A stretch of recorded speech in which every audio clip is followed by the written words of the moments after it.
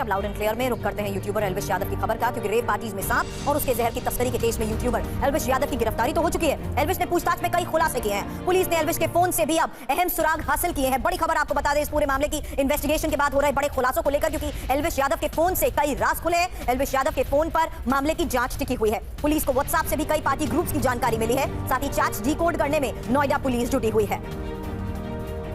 Police जिस तरीके से पूरे मामले की इन्वेस्टिगेशन कर रही है, फोन से मिले कई सुराग को लेकर इंफॉर्मेशन वॉल का रुख करते हुए आपके सामने डिटेल रखते हैं। ये लेटेस्ट इंफॉर्मेशन इस पूरे मामले की इन्वेस्टिगेशन के बाद सामने आई है कि कैसे नोएडा पुलिस एल्विश के सोशल मीडिया अकाउंट्स को तो खंगाल ही रही है, एल्विश के चैट्स को डिकोड करने में भी नोएडा पुलिस जुट गई है। इंपॉर्टेंट यह है कि एल्विश के चैट से पुलिस को कई अहम सुराग भी मिले हैं। एल्विश के व्हाट्सएप से कई पार्टी ग्रुप्स की जानकारी हासिल की गई और इन ग्रुप्स में लेट नाइट पार्टीज को लेकर जिस तरीके से चैट की गई है उस पर इन्वेस्टिगेशन की जा रही है। और इन व्हाट्सएप ग्रुप से कुछ वीडियोस भी नोएडा पुलिस के हाथ लगे हैं जिनकी जांच की जा रही है। अब पुलिस लोकेशन को ट्रैक करने की कोशिश में भी जुटी हुई है और व्हाट्सएप ग्रुप को खंगालने के बाद नोएडा पुलिस ने बाकायदा एक लिस्ट तैयार कर ली है। एल्विश यादव केस में जल्द कुछ और गिरफ्तारियों की भी बात कही जा रही है, लेकिन जिस तरीके से अभी पूरे मामले की इन्वेस्टिगेशन हो रही है, बड़ी खबर यही है कि एल्विश यादव की गिरफ्तारी के बाद पुलिस की जांच और ज्यादा तेज हो रही है। सांप और उसके जहर की तस्करी मामले में बड़ी कार्रवाई की जा रही है। नोएडा पुलिस ने 2 और आरोपियों की गिरफ्तारी की है। ईश्वर और विनय नाम के 2 आरोपियों की गिरफ्तारी की ही तस्वीर आपको TV9 भारतवर्ष दिखा रहा है, जहां इस पूरे मामले की इन्वेस्टिगेशन को देखते हुए लेटेस्ट खबर आई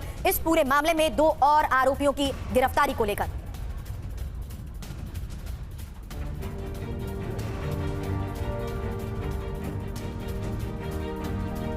दिल्ली NCR में रेप पार्टियों में सांप और उसके जहर की सप्लाई करने के पूरे मामले में 2 और गिरफ्तारियां हुई हैं और अब तक इस पूरे मामले में 7 गिरफ्तारियां हो चुकी हैं। अभी भी आरोपियों को लेकर पुलिस यहां से जा रही है। आप देख सकते हैं कि 2 गिरफ्तारियां जो हुई हैं उन्हें पुलिस अभी यहां से लेकर जा रही है। तो कुल 7 गिरफ्तारियां हो चुकी हैं और कई बड़े नाम इसमें और शामिल हैं जो कि पूछताछ के दायरे में आ सकते हैं। यानी कि अभी पुलिस की जाँच जो है वो लगातार यहाँ पर जारी है और आने वाले समय में और लोगों को भी पूछताछ के लिए बुलाया जा सकता है इस तरीके से। और देख सकते हैं कि ये जो आरोपी अभी आप देख सकते हैं कि आरोपी विनय को यहां से नोएडा की पुलिस जो है वो लेकर जा रही है। एल्विश यादव की गिरफ्तारी और पुलिस की अब तक की कार्रवाई पर नोएडा के DCP विद्यासागर मिश्रा ने क्या कहा, TV9 भारतवर्ष संवाददाता अभिजीत की ये रिपोर्ट देखिए। दिल्ली NCR में रेप पार्टियों में सांप और उसके जहर को सप्लाई करने के मामले में 2 और गिरफ्तारियां हुई हैं आज, और उसी पर बातचीत करने के लिए हमारे साथ DCP मौजूद हैं। सर, क्या अपडेट है अभी तक इस पूरे केस में, कितनी गिरफ्तारियां टोटल हो चुकी हैं? देखिए, इस प्रकरण में आज 2 लोगों को गिरफ्तार किया जा चुका है। पूर्व में भी गिरफ्तारियां हो चुकी हैं और जिन लोगों की आज गिरफ्तारी हुई है साक्ष्य संकलन के क्रम में उनकी संलिप्तता के आधार पर गिरफ्तार कर आज माननीय न्यायालय के समक्ष प्रस्तुत किया जा रहा है। 7 लोगों की गिरफ्तारी हो चुकी है, लेकिन इस बात की भी चर्चा है कि कई बड़े नाम भी हैं पुलिस की नजर में और उनके ऊपर भी जांच लगातार चल रही है। क्या इसमें जो हरियाणवी सिंगर है फाजिलपुरिया, उनका भी नाम आ रहा है, उनको भी क्या आपने नोटिस दिया है या फिर पूछताछ के लिए संपर्क किया है? अभी नोटिस नहीं दिया गया, साक्ष्य संकलन की कार्रवाई प्रचलित है और जिनकी भी साक्ष्य के क्रम में संलिप्तता पाई जाएगी उनके विरुद्ध कार्रवाई भी की जाएगी। सर, इस तरह की जो पार्टियां होती थी उस पर भी जाहिर तौर पर आपकी जांच चलेगी, कहां पर कितनी बार आयोजित हुई, क्या आपको लगता है कि ऑर्गेनाइज्ड एक तरह से सिंडिकेट था जो चल रहा था काफी समय से? देखिए, इस संबंध में हमारे द्वारा विवेचना की जा रही है और कार्रवाई प्रचलित है। मुख्य आरोपी के तौर पर क्या एल्विश यादव भी अभी तक सामने है? अभी जब हमारे द्वारा आरोप पत्र प्रेषित किया जाएगा तो अलग अलग उनकी भूमिका कैसी है उस आधार पर कार्रवाई की जाएगी। एल्विश को लेकर इन्वेस्टिगेशन में हुए बड़े खुलासे के बारे में और अपडेट के साथ मैं आपको बता दें, मेरे सहयोगी जितेंद्र हमें ज्वाइन कर चुके हैं और पुलिस से लगातार संपर्क में हमारे सहयोगी अभिजीत की रिपोर्ट भी आपने देखी। दोनों से इसको लेकर होगा सवाल, लेकिन उससे पहले एल्विश यादव पर जिस तरीके से शिकंजा कसता जा रहा है, बड़ा अपडेट आपके सामने, क्योंकि एल्विश की गिरफ्तारी के बाद पुलिस की जांच लगातार तेज होती जा रही है। दूसरी बड़ी और महत्वपूर्ण बात यह कि सांप और उसके जहर की तस्करी के मामले में 7 गिरफ्तारियां अब तक हो चुकी हैं। तीसरी महत्वपूर्ण बात, एल्विश ने नोएडा पुलिस की पूछताछ में कई बड़े खुलासे किए हैं। एल्विश ने सिंगर फजलपुरिया का भी नाम लिया है। पूछताछ में फजलपुरिया की पार्टीज का जिक्र हुआ है। फजलपुरिया की पार्टी में बनाया सांप वाला वीडियो और वही तस्वीर जिस तरीके से सवालों के घेरे में एल्विश को खड़े कर रही है, उसको लेकर भी एल्विश से सवाल जवाब हुए हैं। एल्विश के बाद पुलिस की रडार पर सिंगर फजलपुरिया भी है और सिंगर फजलपुरिया को नोटिस भेज सकती है पुलिस। तो जिस तरीके से पूरे मामले की इन्वेस्टिगेशन को देखते हुए अभी फिलहाल कड़ियां जोड़ी जा रही है। इस बीच ये भी बता दें कि नोएडा पुलिस ने पीपल फॉर एनिमल्स के साथ मिलकर मोहाली से सिकंदर नाम के एक सपेरे को भी गिरफ्तार किया है। ये बड़ी खबर आपको बता दें और दावा यह किया जा रहा है कि जिस वक्त नोएडा में मामले को लेकर एक्शन तेज हुआ तभी एल्विश ने अपने दोस्त हार्दिक के जरिए इसी सपेरे सिकंदर को 7 जहरीले सांप भिजवाए थे।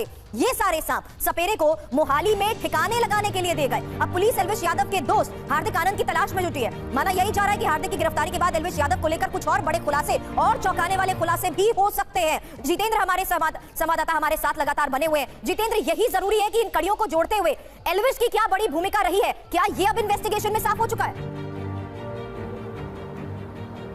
जी बिल्कुल, देखिए एल्विश यादव को लेकर लगातार नोएडा पुलिस अपनी तफ्तीश को आगे बढ़ा रही है। हालांकि रिमांड पर कब लेगी इस बारे में नोएडा पुलिस ने साफ तौर पर नहीं कहा, लेकिन इतना जरूर बोला कि जो मोबाइल फोन है एल्विश यादव का, जो इस वक्त नोएडा पुलिस के पास मौजूद है, वो फॉरेंसिक टीम को दे दिया गया है और उस मोबाइल फोन को खंगालने में इस वक्त नोएडा पुलिस जुटी हुई है। कई ऐसे व्हाट्सएप ग्रुप है जिनके बारे में जानकारी मिली है। ये वो व्हाट्सएप ग्रुप है जो कि नाइट पार्टीज के लिए बनाए गए थे। उसमें कौन कौन लोग जुड़े हुए हैं, किन किन लोगों से लगातार संपर्क में था एल्विश यादव, इन तमाम लोगों की एक लिस्ट बनाई गई है और उसी लिस्ट के हिसाब से जल्द कुछ और लोगों को इस मामले में जो नोएडा पुलिस है वो सम्मन करने जा रही है। लेकिन दूसरी बात यह कि विनय और ईश्वर की गिरफ्तारी के बाद इस केस में एक लाइन बिल्कुल साफ हो चुकी है कि अब ये मामला एल्विश यादव से बाहर निकलकर इस पूरे नेक्सस की तरफ चला गया है, यानी कि जो जांच का दायरा है अब वो काफी बड़ा हो चुका है। और इसी नेक्सस और सिंडिकेट को लेकर अभिजीत आपने भी पुलिस से किया था सवाल, उन तक ये अब धीरे धीरे पूरा जांच का दायरा पहुंच रहा है।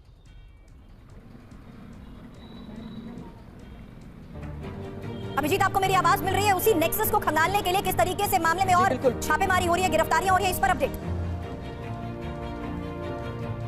पूरे मामले में जैसे जैसे जांच आगे बढ़ रही है, कड़ियां जुड़ती जा रही हैं और एल्विश यादव की मुश्किलें भी उसी के साथ बढ़ती जा रही है, क्योंकि और भी लोग जो इस पूरे नेक्सस में शामिल थे उसमें 2 आज गिरफ्तारी हुई और भी लोग रडार पे रहे हैं। लगातार नोएडा पुलिस जो है वो जांच कर रही है और पूरी की पूरी एक लिस्ट तैयार की गई है इन लोगों की, जो लोग एल्विश यादव के संपर्क में थे या फिर जो पार्टी के लिए चैट ग्रुप्स बनाए गए थे उसमें शामिल थे। तमाम उन संपर्कों को निकाला गया, उसकी एक लिस्ट तैयार की गई है और उनकी क्या भूमिका थी, वो पार्टी में सम्मिलित होते थे या फिर उसके आयोजन में या फिर वेनम के सप्लाई में भी वो शामिल थे। इन तमाम भूमिका की जांच की जा रही है। कई वीडियो कंटेंट भी मिले हैं और ऐसा बताया जा रहा है कि जो चैट ग्रुप्स बने हुए थे उसी के जरिए एल्विश यादव कम्युनिकेट करता था तमाम चीजों के बारे में।